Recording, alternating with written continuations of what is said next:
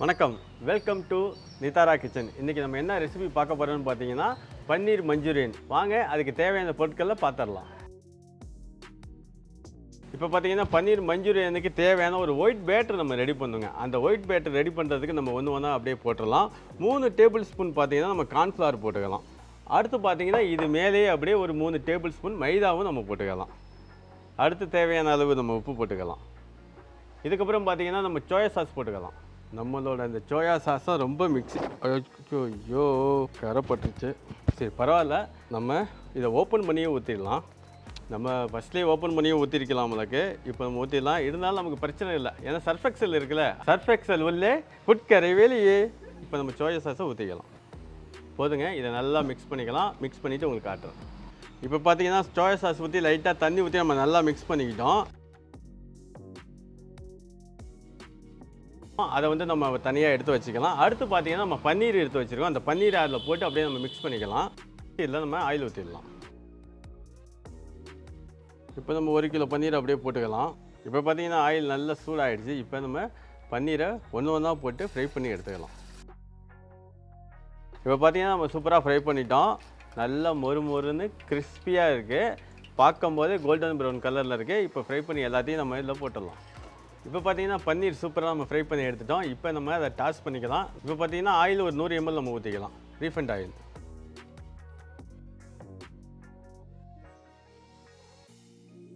அடுத்து பார்த்தீங்கன்னா நம்ம ஃபைனாக சாப் பண்ணியிருக்கிற ஆனியனை போட்டுடலாம்.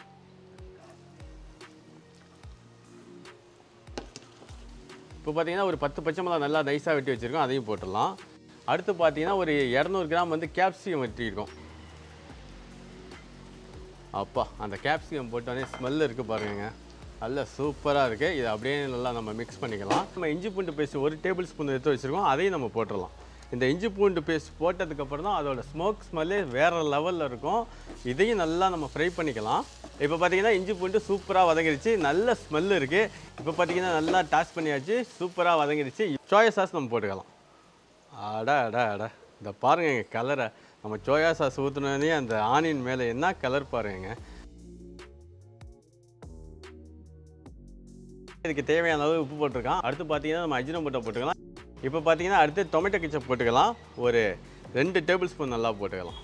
1 2. இந்த டொமேட்டோ கெச்சப் பார்த்தீங்கன்னா எப்போவுமே எனக்கு ஒரு பழக்கம் இருக்கும், ஏன்னா ஒவ்வொரு டேஸ்ட்டு ஒவ்வொரு சாஸில் இருக்கும். அதனால் இதை லைட்டாக நம்ம டேஸ்ட் பண்ணிக்கலாம். அப்போ தான் அந்த மஞ்சூரியன் வர டேஸ்ட்டு நம்ம முன்னாடியே கண்டுபிடிக்கலாம். இதை லைட்டாக நம்ம டேஸ்ட் பண்ணிக்கலாம் எப்படி இருக்குன்னு. 1 டேபிள் ஸ்பூன் நம்ம சாப்பிட்ருவோம். ஐயோ, நமக்கு நேரமே சரியில்லைன்னு நினைக்கிறேங்க. ஃபஸ்ட்டு சோயா சாஸ் ஊற்றிருச்சு, இப்போ டொமேட்டோ கெச்சப் ஊற்றிச்சு. பரவாயில்ல விடுங்க, நமக்கு சர்ஃப் எக்ஸல் இருக்கும்போது எதுக்கு கவலை. சர்ஃப் எக்ஸல் உள்ளே, டொமேட்டோ கெச்சப் வெளியே. டேஸ்ட் பண்ணதுக்கப்புறம் இந்த கிரேவியை நல்லா மிக்ஸ் பண்ணிக்கலாம். நம்ம மிக்ஸ் பண்ணதுக்கப்புறம் நல்லா இந்த பாருங்கள், அப்படியே அந்த கலரை பாருங்களாம், அப்படியே எந்த மாதிரி இருக்குது பாருங்கள், நல்லா ஷைனிங்காக. இந்த நேரத்தில் ஒரு அரை கிளாஸ் நம்ம வாட்டர் மிக்ஸ் பண்ணிக்கலாம். எதுக்காக நம்ம வாட்டர் மிக்ஸ் பண்ணுறோம் அப்படின்னு பார்த்தீங்கன்னா, இந்த வெங்காயம், கேப்சிகம், பச்சை மிளகாய் இது எல்லாம் மிங்கிள் ஆகணும்.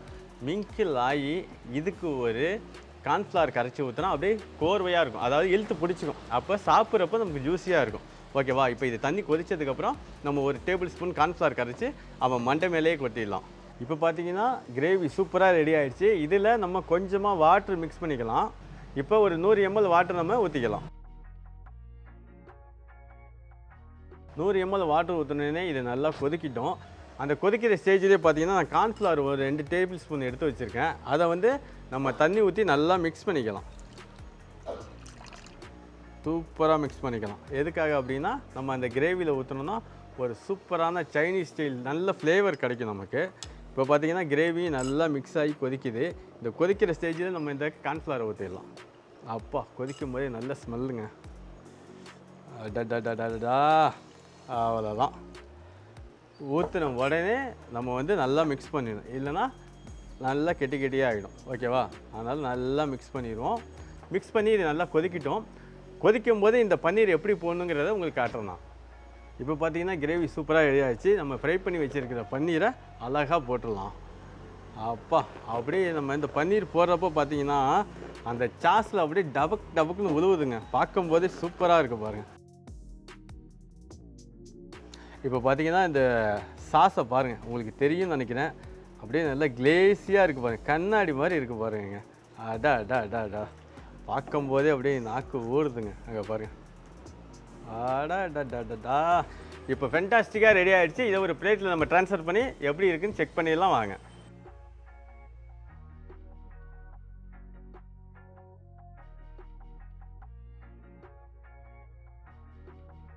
இப்போ பார்த்தீங்கன்னா பன்னீர் மஞ்சூரியன் நல்லா பர்ஃபெக்டாக செஞ்சுருக்கோம். செஞ்சுட்டு ஒரு பவுலில் சேஞ்ச் பண்ணி வச்சுருக்கோம். இதை நம்ம டேஸ்ட் பண்ணிடலாம் எப்படி இருக்குன்னு. அப்போ எடுக்கும்போதே அப்படியே கண்ணாடி மாதிரி இருக்குங்க, மினு மினு மினுன்னு. இந்த ரெசிபி எப்படி இருக்குன்னு சொன்னால் வார்த்தையே இல்லைங்க. அந்த அளவுக்கு பார்த்தீங்கன்னா பன்னீர் அவ்வளோ சாஃப்டாக இருக்குது, ரொம்ப சூப்பராக இருக்குது. ஒரு ஹைஃபை ரெஸ்டாரண்ட்டில் எந்த அளவுக்கு வந்து குவாலிட்டியாக இருக்குமோ அந்த அளவுக்கு குவாலிட்டியாக பர்ஃபெக்டாக வந்திருக்கு.